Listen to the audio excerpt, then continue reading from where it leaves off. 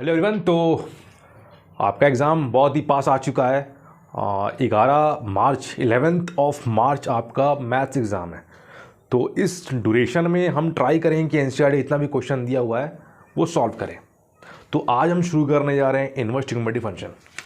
चलिए डालते हैं पहले हेडिंग इन्वर्स ट्रिग्नोमेट्री फंक्शन।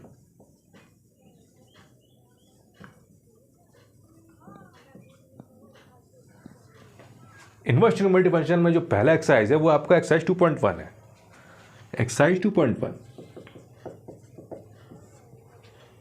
2.1 के अंदर में पहला क्वेश्चन आपका आता है, आप पता करो प्रिंसिपल वैल्यू किसका, साइन इनवर्स -1/2। इसका आपको प्रिंसिपल वैल्यू पता करना है। तो हम क्या करेंगे, हम सबसे पहले इस फंक्शन को कुछ लेट कर लेते हैं, कुछ मान लेते हैं। हमने इसे माना y = साइन इनवर्स -1/2 और हम जानते हैं कि इसे हम और सिंप्लीफाइड तरीके से लिख सकते हैं साइन y = -1/2। तो साइन के कौन से वैल्यू में हमारा वैल्यू -1/2 आएगा? -1/2 तो हमने नहीं पढ़ा है, लेकिन साइन 31/2 होता है, ये हमें पता है। तो हम यहाँ पर साइन y = माइनस ब्रैकेट में 1/2 ये मान सकते हैं, पहली बात। दूसरी बात कि हमें पता है कि sine minus of angle = minus sine theta होता है। तो दैट मीन्स कि हम इसका वैल्यू यहां पर लिख सकते हैं sine y = minus sine 30 degree. तो साइन y = साइन ऑफ -30, जो कि बाद में बन जाएगा π/6। तो साइन y = साइन -π/6। तो हमने यहां से पाया कि y का वैल्यू क्या बना, -π/6। तो ये रहा हमारा पहला क्वेश्चन। अब अगले क्वेश्चन की तरफ बढ़ते हैं। चलिए तो अगले सवाल की तरफ हम बढ़ते हैं। तो क्वेश्चन नंबर 2 क्या कह रहा है? क्वेश्चन नंबर 2 बोल रहा है कि आप प्रिंसिपल वैल्यू पता करो किसका, कॉस इनवर्स 3/2 का। हमने इसका प्रिंसिपल वैल्यू पता करना है। तो हम क्या करेंगे, सबसे पहले हम इसे लेट कुछ मान लेंगे, कुछ अज्यूम कर लेंगे। चलो हमने माना y = कॉस इनवर्स √3/2। तो सेम काम हम करने वाले यहां पर। चलो हमने यहां पर क्या बना दिया, तुम्हें बना दिया हमने cos y = √3/2। तो cos के कौन से वैल्यू में हमें √3/2 मिलने वाला? हम जानते हैं cos 30 क्या होता है, √3/2। तो यानी कि √3/2 cos 30 में आ रहा है। हमने आंख बंद करके लिख डाला cos y = cos 30 degree, that means cos π/6। तो cos y = π/6। तुम क्या बन गए, y = π/6। बोलो हाँ या ना? बिल्कुल हाँ सर। अगले क्वेश्चन की तरफ मूव करते हैं। चलिए तो हमने 2 क्वेश्चन कर लिया। अब ये तीसरे क्वेश्चन में आते हैं। ये तीसरा क्वेश्चन में कुछ सिमिलर है। तो ये बोलता है कि आप पता करो कि ये कॉसेक इनवर्स 2 इसका प्रिंसिपल वैल्यू क्या होने वाला है। तो हम क्या करने वाले हैं, वही अपना धंधा, y = कॉसेक इनवर्स 2। और हम जानते हैं कि तुम्हें हम क्या लिख सकते हैं, तुम्हें हम लिख सकते हैं कॉसेक y = 2। बिल्कुल सर। तो यानी कि कॉसेक y, कॉस के कौन से वैल्यू पे हमें आउटपुट 2 मिलता है? हम जानते हैं कि कॉसेक किसका, साइन का इनवर्स है। और साइन का कौन सा वैल्यू, 30। साइन 30 क्या होता है, 1/2 होता है। तो साइन का उल्टा कौन, कॉसेक हो गया, कॉसेक 30 क्या हो गया, 1/2 का उल्टा यानी 2। यानी तुम क्या बन गए, cosec 30 degree. Cosec y = cos π/6, that means y = π/6। ये हमारा तीसरा वैल्यू हुआ। Next question. तो हमने यहां पे 3 क्वेश्चन देख लिया। अभी 4th क्वेश्चन में आते हैं। 4th क्वेश्चन क्या बोलता है? 4th क्वेश्चन बोलता है आपका कि आप पता करो कि tan इनवर्स -√3 इसका प्रिंसिपल वैल्यू क्या होगा। वही काम करते हैं, tan inverse -√3 = y। Let us assume that y = tan inverse -√3। So we can say that tan y is equal to minus root 3. So for what value of tan we get the output root 3, that is pi upon 3, 60 degree. So here we can say tan y is equal to minus tan 60 degree. So tan y is equal to minus of tan pi upon 3. That means, as we know that minus of tan theta is equal to tan of minus theta. We know.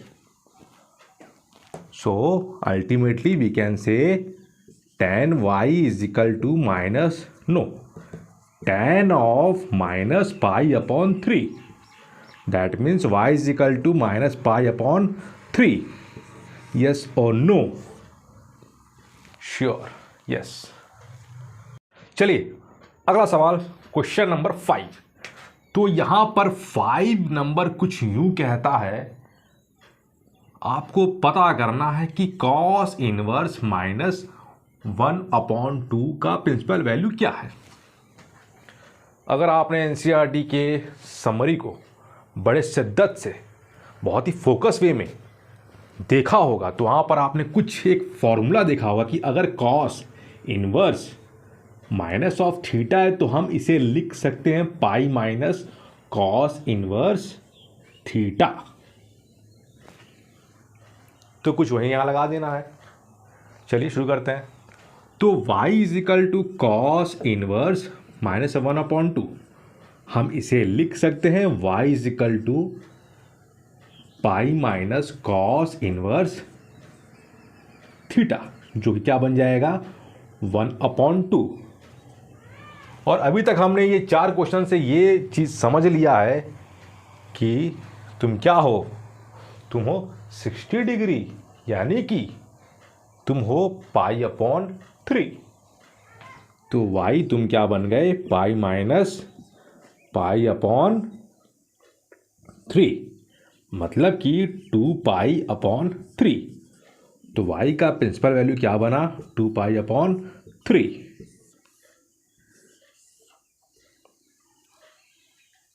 अगले question number 6 की तरफ बढ़ते हैं।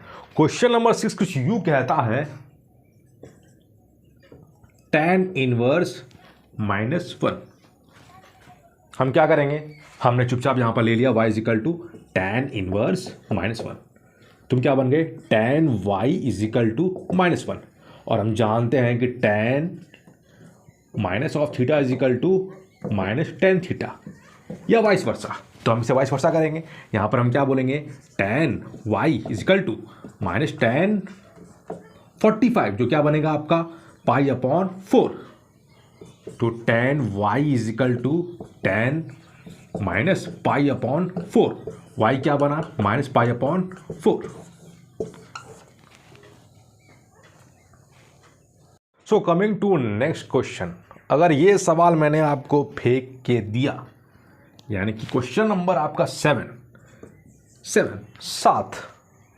ये बोलता है सेक inverse 2/√3। हमारा वही प्रोसेस रहेगा। हम क्या करने वाले हैं, y is equal to sec inverse 2/√3। Sec y is equal to 2/√3।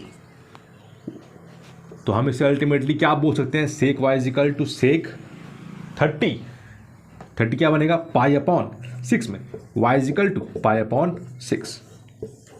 Question number 7 का आंसर होगा pi upon 6। Now coming to question number 8। Question number 8 देखते हैं।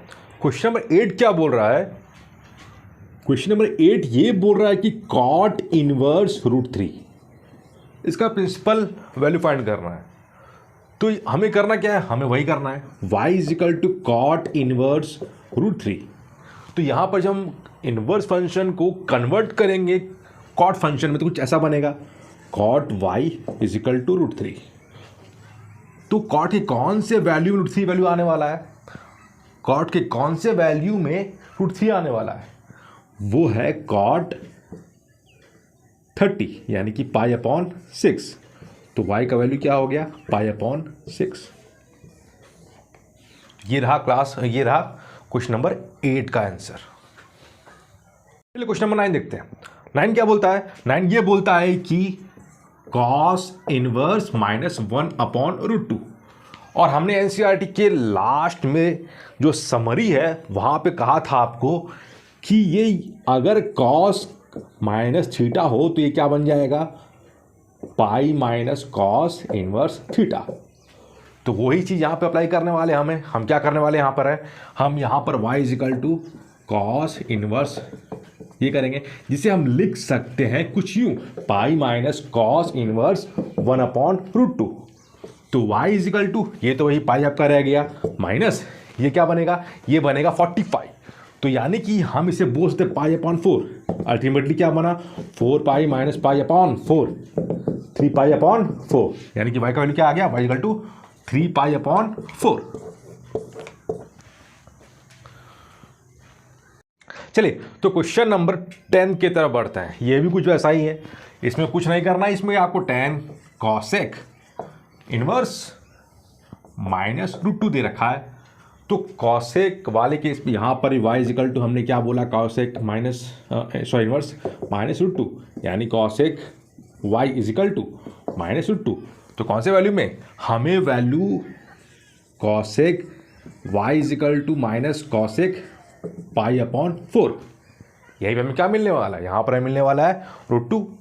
तो यानी कि cosec y is equal to cosec minus pi upon 4। तो ये और ये गया, तो y is equal to minus pi upon 4। Actually ये गया नहीं, यहाँ पर इनवर्स लाके से हटाया जाता है। खैर इस तरीके से भी काफ़ी है। चलिए क्वेश्चन नंबर 11 की तरफ बढ़ते हैं। 11 क्या बोलता है, पहले सवाल को लिखते हैं हम लोग। क्वेश्चन नंबर 11 क्या बोलता है, tan inverse 1 plus cos inverse -1 upon 2 plus sine inverse -1 upon 2। तो यहाँ पर आप इसे या तो बारी बारी इसका वैल्यू निकाल के ऐड कर दो, सिंप्लीफाई हो गया है ना, या तो एक झटके में कर दो। अगर आपका फोकस अच्छा है, अगर आपको दिख जा रहा है तो आप एक झटके में इसका आंसर लिख दो, आंसर आ जाएगा। चलिए कोशिश करते हैं। tan इनवर्स 1 ये क्या बना, ये बनेगा पाई अपॉन 4।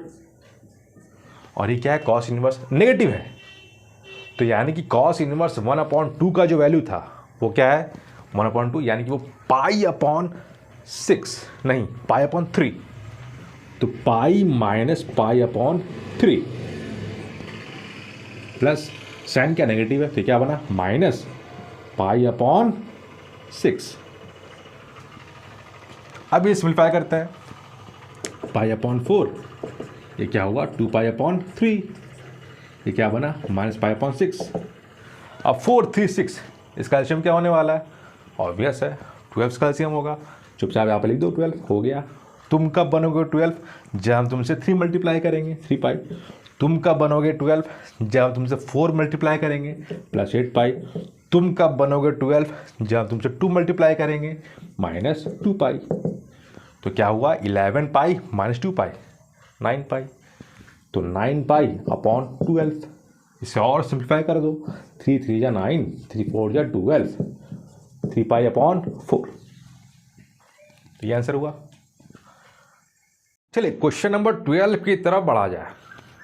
तो क्वेश्चन नंबर 12 क्या कहता है, क्वेश्चन नंबर 12 ये बोलता है कि आप वैल्यू हमें बताओ cos inverse 1 upon 2 plus 2 sine inverse 1 upon 2।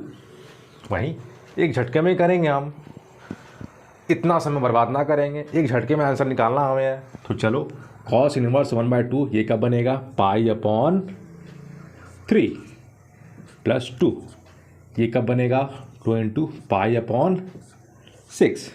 तुम खत्म, तुम बन गए pi upon 3, pi upon 3 plus pi upon 3, 2 pi upon 3। तो इसका सिंप्लीफाइड वर्जन क्या हुआ, 2 पाई अपॉन 3। चलिए क्वेश्चन नंबर 13 के तरफ रुख किया जाए। तो क्वेश्चन नंबर 13 एक ऑब्जेक्टिव क्वेश्चन है। ये क्वेश्चन कुछ कहता है if sine inverse x is equal to y, then आप बताओ a 0 y pi b minus pi upon 2 y pi upon 2 c 0 y pi, या तो d minus pi upon 2 y pi upon 2। अब यहाँ ध्यान देने वाली बात यह है कि तुम और तुम आइडेंटिकल से लगते हो पर हो नहीं। क्यों? क्योंकि ये इक्वल और ग्रेटर है। तो यहाँ पर क्या आएगा?